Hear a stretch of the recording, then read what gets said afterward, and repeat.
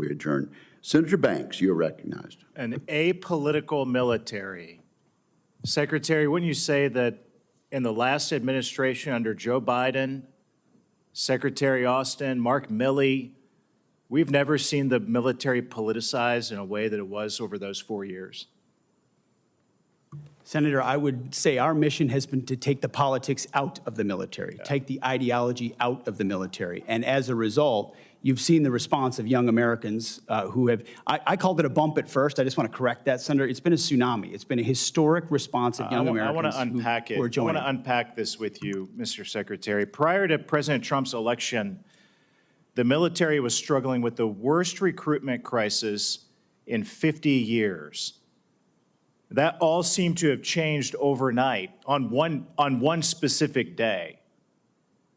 And the chart shows it. The Army doubled its recruitment from November of 2024 to the previous November. The Navy, the same thing. The Navy's recruitment skyrocketed 80% from November of 2024 to the previous year. Mr. Secretary, what changed? There was an election, Senator. Why does that matter? Because leadership matters, sir. Belief in your country matters. Having the back of your troops matters. Setting a clear mission matters. Ensuring that if troops are used, it's for a clear, defined mission. It's funding them properly. It's giving them the proper authorities to execute. Americans watch what happens with their political and military leadership. And in President Trump, they understand they have a commander-in-chief that has their back, that loves the country, that loves them. Our job has been to reflect that through the department by getting rid of all the distractions, by enforcing the basics, by getting back to standards and readiness.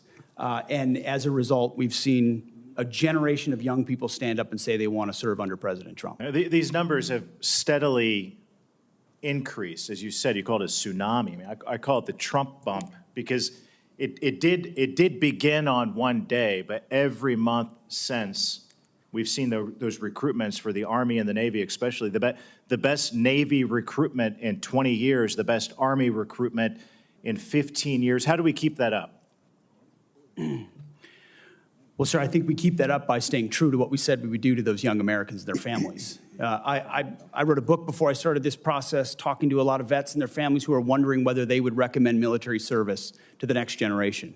I hear from them and others who say, now we're willing to do that under this president's leadership. Staying true to who we are, staying true to the basics, the Constitution, their core mission, keeping them ready, funding them and supplying them properly, and then having their back, truly.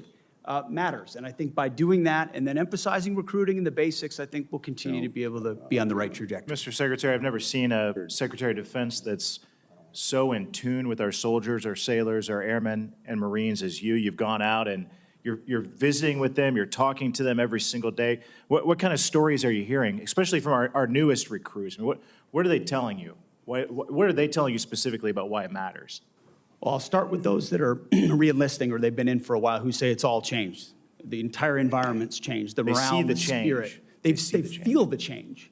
They feel the idea that if I'm given a job to do, I'll be given everything necessary to do it, the authorities to do it. I'm not being micromanaged. I know that my commander will have my back.